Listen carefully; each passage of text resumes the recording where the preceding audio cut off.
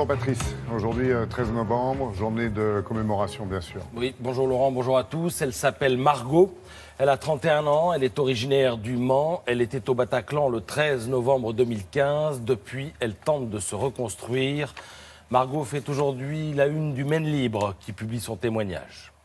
Ils s'appellent Clément et Quentin, deux beaux gosses originaires du Finistère, deux amoureux de la musique, eux aussi rescapés de la folie meurtrière du 13 novembre 2015.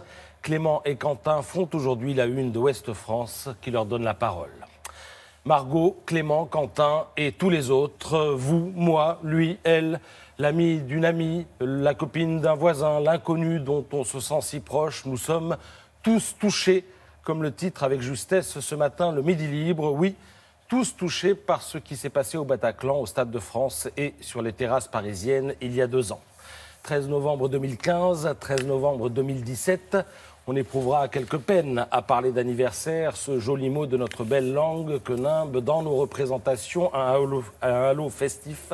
Il sera donc question d'un événement commémoré dans la sobriété par Emmanuel Macron et François Hollande en mémoire de 130 morts, en hommage à 683 blessés.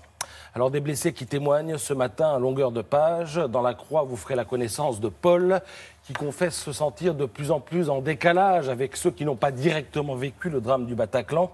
Il y a 1 an, Paul comparait ses légitimes angoisses à un petit sac à dos un peu trop lourd. Ce petit sac à dos est devenu un gros sac de randonnée, dit-il, avec une ironie qui ressemble à la plus douloureuse des politesses. Paul ne connaît sans doute pas Maëlle, si proche pourtant, car blessée elle aussi au Bataclan. Le bras, le visage aussi. Elle témoigne dans Libération et l'on s'émeut de l'entendre nous dire qu'elle prend des selfies régulièrement. Aussi pénible soit-il à mes yeux, dit-elle, il m'encourage et me montre les progrès accomplis. On lit ça et l'on se dit que Maëlle rime avec belle. 13 novembre 2015, 13 novembre 2017, de Macron à Hollande, d'un 13 novembre à l'autre, d'un risque à l'autre, d'une frayeur à une obsession. Dans Libération, Grégoire Bizot écrit que depuis le prince de Machiavel, on sait que la guerre est constitutive du pouvoir politique.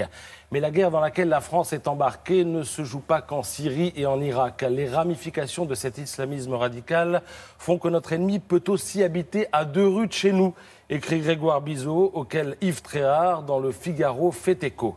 L'ennemi de toujours est toujours là, confirme l'éditorialiste, et pourtant, il n'est pas invisible, comme on le dit, il a le visage de l'islamisme. Le recul de Daesh au Moyen-Orient ne change rien à l'intensité de la menace.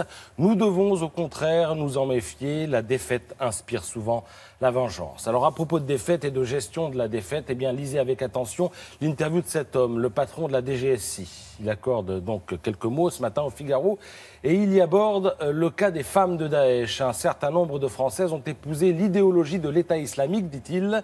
Certaines femmes ont participé au combat ou à des actions suicides. La propagande de Daesh invite les femmes à participer aux actions.